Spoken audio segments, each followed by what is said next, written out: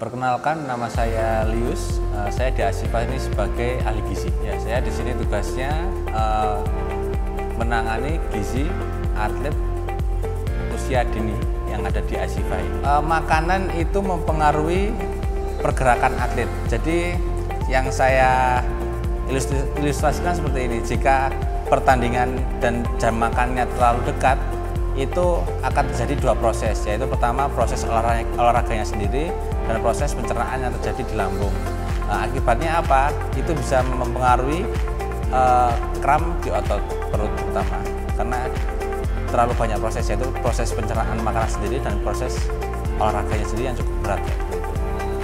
Makanan yang dihindari atau tidak dikonsumsi sebelum pertandingan itu tadi, yang pertama makanan yang pedas, karena itu apalagi yang terlalu pedas itu akan mempengaruhi asam yang ada di lambung, itu jelas akan bikin perut sakit. Dan kemudian makan makanan yang mudah dicerna, itu yang dianjurkan sebelum pertandingan, dan tinggi karbohidrat. Seperti itu. Untuk pertandingan ada menu khusus, terutama berhubungan dengan waktu pertandingan. Jadi pada dasarnya menu yang diberikan itu adalah menu makanan seperti biasa. Hanya saja kurang lebih 2 jam sebelum pertandingan itu adalah batas untuk makan makanan berat. Setelah itu 1 jam hingga 30 menit sebelum pertandingan, pemain atau atlet ini masih bisa makan, tapi dianjurkan untuk makan makanan yang mudah dicerna.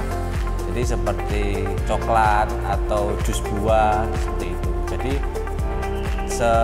menjelang pertandingan tidak dianjurkan untuk makan makanan yang berat karena akan mengganggu proses pencernaan juga. Untuk atlet yang cedera, jelas ada perbedaan makanan. Yang dianjurkan untuk mereka yang cedera adalah konsumsi makanan yang tinggi protein. Kenapa tinggi protein? Karena protein sendiri sebagai zat pembangun dan membantu mempercepat proses penyembuhan, entah itu penyembuhan tulang atau penyembuhan otot yang terjadi saat cedera, seperti itu. Iya, di Asifa ini sudah disiapkan makanannya sesuai kebutuhan mereka juga, seperti itu. Saya Pak Yulianto, jabatan Chef Asifa mulai start 2015 sampai sekarang. Nutrisi sepak bola yang tepat yang ini sudah dianjurkan sama Mas Leo sebagai nutrisi di Asifa. Kita hanya menjalankan apa perintah dari nutrisi saya sebagai chef seperti itu, dan kita jalankan sesuai dengan menu yang ada di list seperti itu. Breakfastnya setengah 6 sampai jam 8 pagi, lunch jam 11 sampai jam 1, dinner 17.30 sampai jam 19 WIB. Ya, menyesuaikan dengan pertandingan, Mas. Jadi kita memang dari manajemen atau dari nutrisi, kalau memang ada pertandingan di luar away, katakanlah di luar kandang Asifa di Aranut atau di sini, kita lihat jamnya berapa, jam berapa datang makannya. Kalau memang nanti pertandingan jam 1, otomatis kita makan siangnya bisa ajukan. Saya kira kalau atlet sepak bola, kalau kita mau mengacu ke level Asia ya, Asia Tenggara kan kita mengacu kepada Jepang sama Korea. Jadi rata-rata menu orang-orang sana itu kan steam ya, budaya orang sana kan steam. Jadi kenapa proteinnya tinggi, kenapa energinya kuat. Tapi kan beda dengan negara kita yang udah budayanya seperti itu, tapi minimal kita bisa pelan-pelan untuk mengarah ke pola makan yang sehat. Iya, saya kira trouble di sini kan anak-anak itu kan masih kurang untuk konsumsi sayur, Mas. Jadi pada intinya kita juga harus terus gak bosan-bosan, gak segan-segan ngasih saran, ngasih input, ngasih masukan pada anak-anak kita supaya kita makan itu harus komplit, ada lauk, protein, ada karbohidrat, dan ada sayurannya juga. Tapi kan sementara kan masih ada sebagian dari siswa kita yang kurang peduli dengan adanya sayuran seperti itu. Nah, tapi yang perlu ditekankan adalah pemilihan bahan makanan. Yang harus diperhatikan untuk konsumsi makan di luar adalah makanan tersebut yang pertama harus higienis, karena itu terkait dengan kesehatan atletnya. Karena kalau tidak higienis jelas akan mempengaruhi kesehatan atlet. Kemudian dianjurkan juga kalau di luar konsumsi makanan yang tidak terlalu tinggi lemak, tidak terlalu tinggi garam, tidak terlalu tinggi gula, dan juga tidak terlalu banyak bahan tambahan makanan seperti pewarna dan pengawet seperti itu. Makanan pendamping yang diberikan ke atlet ada, tapi biasanya ini dilakukan oleh anak-anak sendiri, jadi tidak diberikan dari Asifa. Biasanya yang dikonsumsi anak-anak itu multivitamin, kemudian mineralnya khusus biasanya anak-anak dikonsumsi adalah vitamin D, magnesium, dan kalsium karena itu membantu pertumbuhan tulang. Dan kemudian anak-anak juga beberapa mengkonsumsi susu tinggi kalsium dan beberapa mengkonsumsi susu protein seperti itu. Saya di medis memang tidak sendirian, saya ada bersama perawat, ada fisioterapi juga, ada personal trainer, dan ada juga massage. Jadi saya dalam penanganan cedera, saya membantu terkait kebutuhan energi dan kebutuhan gizi pemain yang cedera. Dan untuk bagian penyembuhan dan recovery bisa langsung ditangani oleh fisioterapi dan juga personal trainer untuk bagian penguatan. Ini misalnya lagi intens atau masalah transgutilis electrical muscle stimulasi, gunanya untuk meregenerasi jaringan dan mengurangi nyeri.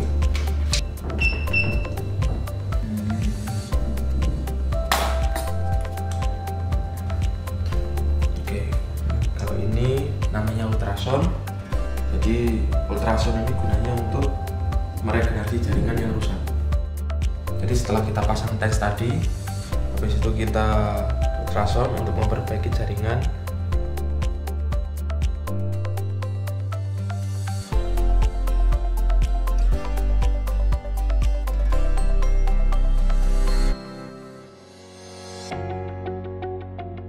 Pengukuran lingkar lengan, kemudian perut, kemudian ada pengukuran paha sama betis juga sebenarnya.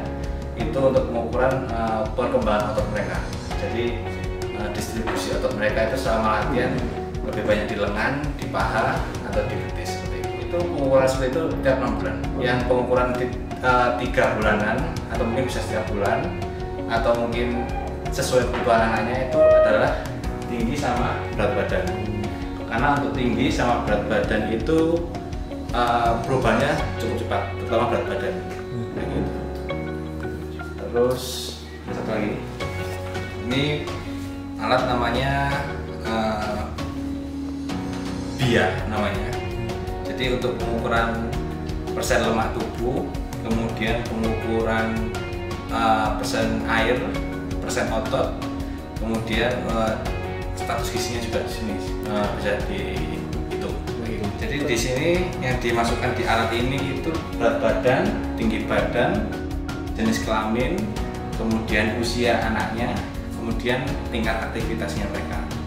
Tingkat aktivitasnya 1 sampai 5. Untuk anak-anak ini karena tergolong atlet muda, digunakan aktivitas level 4 karena termasuk tinggi kan intensitas latihannya. Jadi setelah dimasukkan, kemudian anaknya digunakan, hasilnya keluar di sini. Atau baik itu wanita atau pria, khususnya juga atlet juga ada. Jadi yang pertama atlet harus dalam kondisi status gizi normal. Nah itu dengan cara pengecekan dari tinggi badan, berat badan, nanti dihitungkan berdasarkan usianya, jenis kelamin seperti itu juga. Kemudian nanti dari situ juga ada pengecekan persen lemak tubuh. Kalau misalnya untuk atlet biasanya ada jumlah khusus ya sekitar 10-15% gitu. Tapi karena ini atlet dan juga masih anak-anak, batasan tersebut yang penting masih dalam takaran batasan normal seperti itu. Di sini saya Fahrul Razi sebagai sport terapis dari Asifa Academy. Nah di sini saya akan menjelaskan untuk dasar-dasar prinsip dari sport terapis di sini. Pertama, yang kita lakukan di sini adalah seperti ini yang kita lakukan. Jadi ini adalah gunanya untuk melemaskan ketegangan otot. Jadi ini namanya SMR. Jadi self myofascial release. Dia untuk melepaskan ketegangan otot ketika cedera, otot itu tegang semua. Jadi untuk melepaskannya kita pakai roller namanya ini, roller foam. Penggunanya yaitu biasa di roller 15 kali, kemudian kita tahan. Gitu. Itu dilakukan 2 round biasanya. Dan tiap kategori cedera biasanya lain-lain. Kalau kita ini cedera ankle, ini cedera ankle. Jadi banyak-banyak di sekitaran betis kayak gitu. Kalau yang lutut kebanyakan di daerah atas, jadi mulai dari lateral, medial, terus posterior sama anterior semua. Kalau itu. Oke, yang kedua nanti ini pakai IIS, jadi Active Isolate Stretching namanya. Jadi stretching dengan maksimal, coba ayo ini ke depan. Nah ini untuk menarik semuanya mulai dari bawah betis, hamstring, glutes sampai di lower back itu ketarik semua. Jadi itu yang pertama. Yang kedua coba miring nih. Nah ini untuk narik ke daerah sekitaran pantat dan yang lain-lain. Ini ke depan, terus ke belakang gitu. Nah maksimal. Jadi ini stretchingnya harus maksimal. Terus ke depan lagi. Dilakukan sebanyak sama 15 kali kayak tadi. Nah ayo ke belakang gitu. Oke, maksimal lagi. Nanti kanan kiri ya. Lagi dip. Come on, tarik maksimal. Oke. Yes, itu good dip. Maksimal ke depan dan ke belakang sebanyak 15 kali. Oke. Sekarang posisi duduk dip. Ini udah. Posisi duduk. Jadi duduk kayak biasa. Silangkan itu aja. Silangkan kakinya ke depan. Straight maksimal dulu. Kemudian ini tarik ke atas. Dorong ke atas. Ya, maksimal. Dia ini untuk melatih untuk menarik di daerah gluteus ini.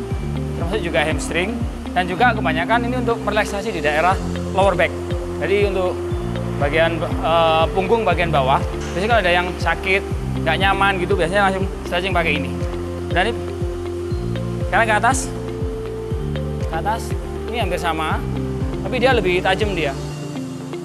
Nih, tarik di maksimal, terus ini geser ke sini nih. Nice, oke. Nah ini hampir sama, dia lebih tajam ke arah gluteusnya dia, gluteus medius di sini. Ya kerasnya di sini. Untuk hampir sama. Jadi pertama untuk hamstring, kedua untuk glute, ketiga untuk lower back-nya dia. Oke, sekarang kita mulai dari sesi penguatan. Penguatan yang pertama kita lakukan adalah penguatan ini untuk yang ankle. Dia gerakannya isometrik. Jadi dia cuma nahan aja keseimbangan tanpa harus bergerak kanan atau kiri. Itu untuk yang ankle. Kalau untuk yang lutut biasanya kita pakai ini wall sit. Jadi ini isometrik, tangannya di atas. Jadi untuk biasanya kita lakukan semua itu 1 menit. Jadi pertama menahan keseimbangan antara ke atas dan ke bawah, kedua samping kanan kirinya juga dilakukan untuk keseimbangannya. Gerakan semua ini gerakan isometrik mas. Oke, sekarang kita mulai namanya loading untuk otot di daerah ankle, ini yang untuk cedera ankle. Biasanya kita main kayak nginjek gini. Nah ini dilakukan 15 kali ke atas ke bawah ini. Nah waktu ke atasnya jangan sampai di loss, jadi harus ada tahanan. Nah pelan, good itu. Kita melakukan 15 kali 2 round ya. Ke depan. Yes. Terus nanti ke sampingnya. Samping dulu. Samping dulu. Nah, itu diinjek, ini diinjek. Terus ini agak lurus dikit. Oke. Oh, oke. Ke samping. Nah. Nice. Untuk ankle strengthening ini sangat diperlukan. Pertama untuk melatih ligamen yang kemarin cedera di ankle itu. Yang kedua juga untuk menambah range of motion dari ankle-nya. Kemarin kalau cedera kan biasanya range of motion terbatas. Nah, ini kita lakukan ini untuk menambah range of motion dari ankle tersebut. Ini juga bisa dikategorikan sebagai IIS, jadi Active Isolate Stretching. Jadi ya stretching mulai dari betisnya, terus di sini ada tendon Achillesnya dia, tendonnya yang paling kuat di tubuh ini. Terus sama yang terakhir di ankle-nya dia. Jadi tulang nautilus, navel kayak gitu itu semua ditarik nih. Lurus ini kalau bisa jangan sampai tekuk. Yes. Good. Jadi semua melakukannya 15 kali 2 round. Ditahan biasanya 2 detikan. Kan untuk biasanya ngeluding ankle kalau udah enakan, udah lancar, range of motion-nya maksimal dulu. Kemudian kita loading biasanya pakai calf raise ini. Jadi ke atas, ke bawah, ke samping kanan, samping kiri kayak gitu. Oke. Untuk yang cedera lutut, biasanya yang pertama yang dilakukan stepnya adalah ini namanya air squat. Jadi ini untuk step dasar biasanya half. Kalau ini udah full, ini udah istilahnya udah mau kembali ke lapangan, dia ring of motion-nya udah maksimal. Jadi dia mainnya full air squat. Biasanya kalau awal-awal mainnya half air squat, jadi kayak separuh aja gitu naik atas. Nah seperti itu. Kalau ini udah full, ini digunakan untuk memperkuat lutut. Syaratnya pokoknya namanya lutut tidak boleh melebihi dari ujungnya kaki. Nah kalau melebihi ujungnya kaki biasanya lebih menyiksa ke arah lututnya, ke arah ligamen untuk ACL-nya biasanya lebih kurang bagus. Jadi kalau bisa di belakangnya dari ujung kaki, tarik garis lurus dari atas, ini di belakangnya ujung kaki.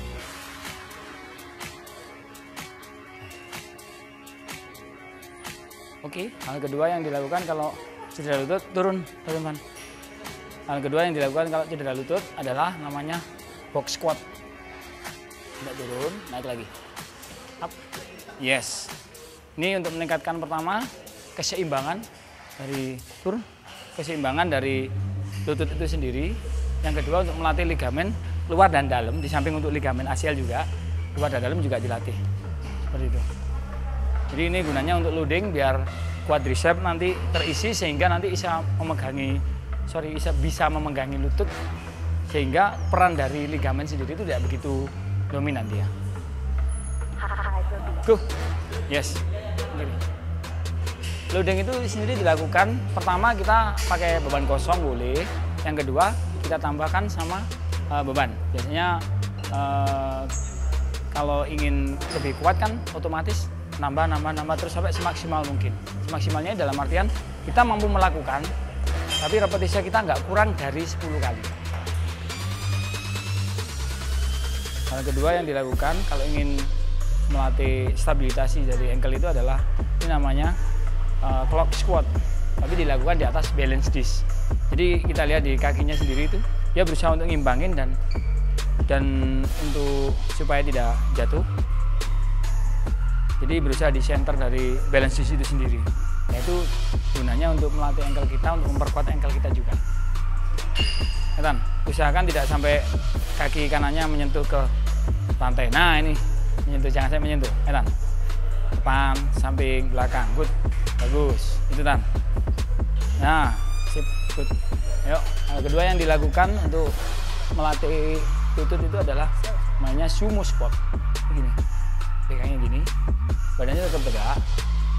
Ya, di bawah, badannya tetap tegak, di bawah, turun naik.